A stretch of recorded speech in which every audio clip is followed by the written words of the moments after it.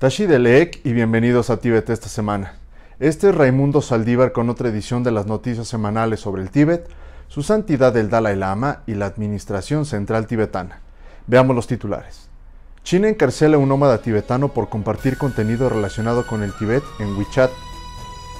En el Consejo de Derechos Humanos hay países que están preocupados por las violaciones de los derechos humanos por parte de China contra los tibetanos. La Universidad de Tufts cerrará su Instituto Confucio. La Comisión Electoral anuncia la lista final de candidatos para las elecciones parlamentarias tibetanas y para Sikkim de 2021. El canal cultural Bunkajin de Japón presenta un debate sobre la cuestión del Tíbet. La Oficina de Información del Tíbet en Canberra publica el libro Cultivando la identidad tibetana en Australia.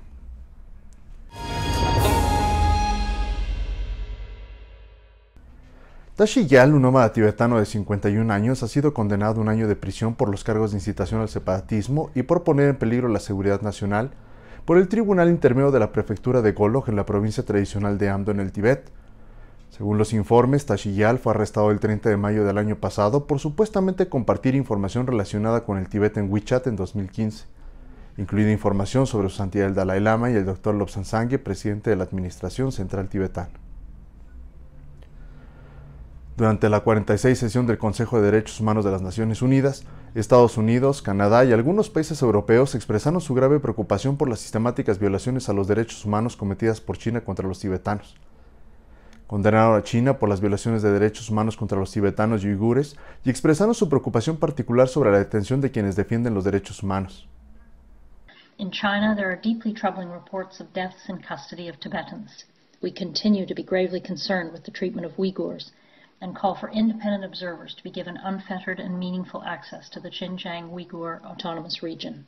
We call for meaningful access for independent observers, including the High Commissioner, and to respect the rights of minorities, including in Xinjiang and Tibet.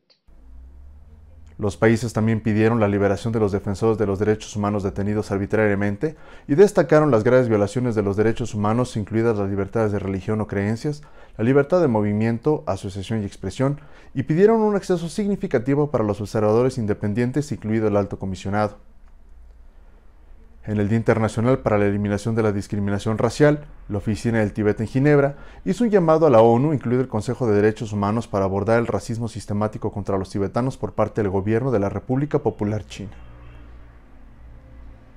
El Comité de Derechos Económicos y Sociales y Culturales de la ONU ha cuestionado al gobierno de la República Popular China sobre los informes de violaciones relacionadas con el Tíbet y los tibetanos, incluido el trabajo forzoso militarizado de más de 500.000 de tibetanos, el reasentamiento forzoso de nómadas tibetanos y los intentos concertados de China por erradicar la cultura, la religión y el idioma tibetanos. El miércoles pasado, la Universidad de Tufts anunció que cerrará su Instituto Confucio, un controvertido centro de educación cultural y lingüística financiado por el gobierno chino. Según un comunicado de prensa de Students for a Free Tibet, la campaña para cerrar el Instituto Confucio duró 2 años, y los organizadores pasaron 13 semanas consecutivas protestando hasta su cierre. El centro, uno de los más de 50 en los Estados Unidos, ha sido una fuente de debate durante años sobre la preocupación de que los institutos promueven la censura en el extranjero y socaven los derechos humanos. La Comisión Electoral de la Administración Central Tibetana anunció la lista de candidatos finales para las elecciones generales de 2021 para Sikkim y para el 16º Kashag y miembros del 17º Parlamento Tibetano en el exilio. La Comisión Electoral también notificó que la duración oficial de las campañas será de 19 días y se cerrará efectivamente el 8 de abril de 2021 a las 5 de la tarde. Las elecciones generales de 2021 para Sikkim y los miembros del 17º Parlamento Tibetano son la tercera elección directa de los líderes tibetanos desde la devolución completa de la autoridad política por su santidad el Dalai Lama en 2011.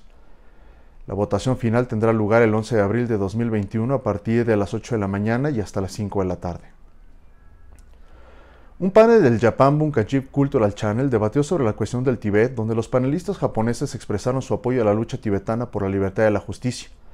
El panel lo formaba el señor Kato Kiyotaka, un analista político como el moderador, el señor Nagao Takashi, miembro del Parlamento, el escritor y conferencista Bando Tadanobu y Yoshida Koichiro, miembro del legislativo del Nakanoku.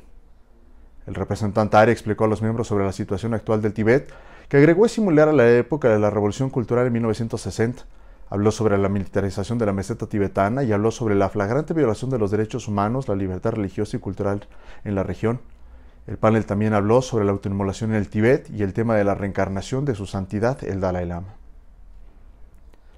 El miércoles de la semana pasada, la Oficina de Información del Tíbet publicó un libro titulado Crecimiento de la identidad tibetana en Australia. Gracias, Australia, para reconocer y expresar gratitud al gobierno y al pueblo de Australia por su generosa ayuda hacia el pueblo tibetano.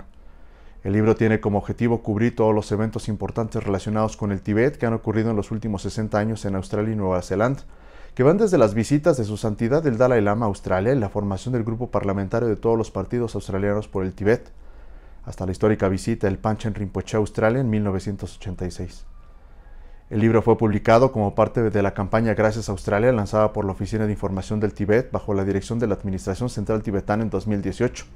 Fue editado por la doctora Ana Lómez y Jigme Pasang. Es todo por hoy. Nos vemos la próxima vez. Que tengan una excelente semana.